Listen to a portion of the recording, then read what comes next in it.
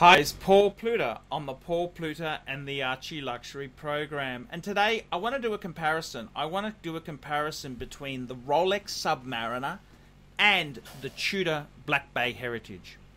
Now I've decided to, I had a friend who took me out to lunch, so I decided to take his Submariner off. It was a two-tone bluesy, a 16613, and it was my Tudor Black Bay Heritage Burgundy, the Burgundy Tudor Black Bay.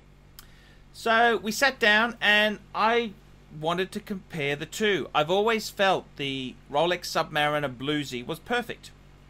Absolutely perfect. This was a late model piece, no holes case, just like my Tudor. Solid end links. It had also had gold in the clasp. So we're comparing the two, and I just had this epiphany. You know something?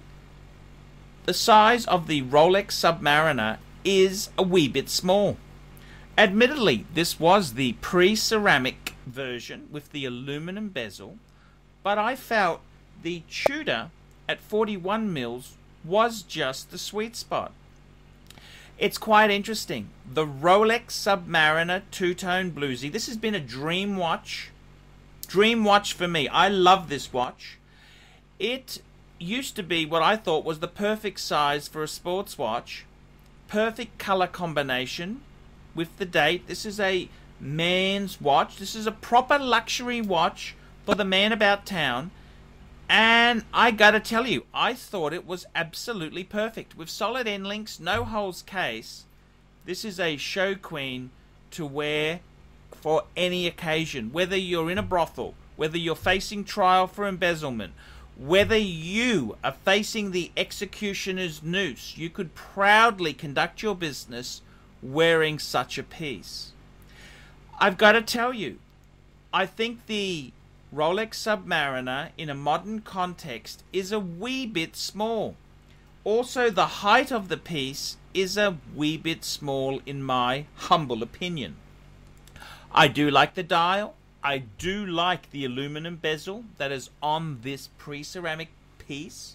However, there are certain design elements I'm not so sure about. And this comparison between the Tudor Black Bay is very interesting. I think in a new modern context for the new millennium, 41 mils may be the better Submariner size. That's right. I think this is the new winner chicken dinner size. The Tudor Black Bay, very interesting piece. Yes, this is a tribute to Rolex Tudor Submariners of a bygone era. It uses the gold gilt, yellow gold gilt dial. It uses the new 41mm size, and it also has a thicker girth. The height of this piece is considerably larger than the Rolex Submariner. I gotta tell you, even though this piece did not have crown guards, it felt chunky and muscular. The faux rivet bracelet adds to the heritage and design keys that Tudor has gone to in this piece. I gotta be completely honest with you, I think the clasp on the Black Bay is better than the previous Rolex Submariner's clasp. The lack of crown guards, well, that's quite interesting. It's very, very passé now to have crown guards on everything. So it was quite delightful to have a dive watch without such intrusions. The Rolex Submariner and the Tudor Black Bay both are absolute stunners from the same gene pool. The Tudor Black Bay is Tudor's Submariner. With the snowflake hands, the aluminum bezel, and the faux rivet bracelet, this is a tribute to Rolexes of a bygone era. I gotta tell you, I really do think the girth and width and size of the Tudor Black Bay may be absolutely perfect. This is the perfect size, in my humble opinion, to enjoy this classic dive watch. I don't say this lightly, but I really do think Rolex should look at the size of this case and incorporate it into the Submariner line.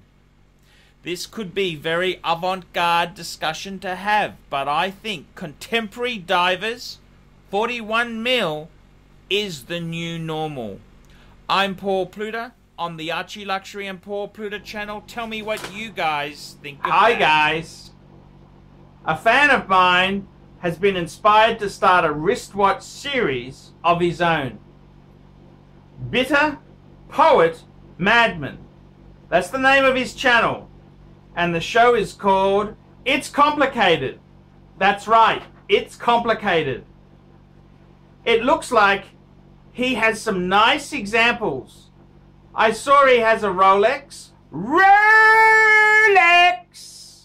He recently just got an Omega. He talks watch accessories, does reviews, unboxings, and talks about new and pre-owned wristwatches. Again, the channel name is Bitter Poet Madman. Bitter Poet Madman. So why don't you fuckers let that fucker know what you think of that? Bitter Poet Madman channel. To me on Patreon, that allows you to send a small monthly amount to me every month. It can be $1, it can be $100, whatever you can afford. The next way you can help me is, well guys, I really need some money to keep things going. Paid reviews. On the Paul Pluta channel, I run paid reviews. For as little as $20 US, I'll give you an opinion of your collection, of what you're looking at. I'll try and answer. There's heaps of other ways you can help me. I do telephone consultancy. For $50 US, I will talk to you on Skype or WhatsApp and answer your horological or personal problems. Any questions, I'll give it a go. I'll give it a go. Now guys, please help us out. Look down below, and if you could help us out, I will stay here and make videos full time on YouTube.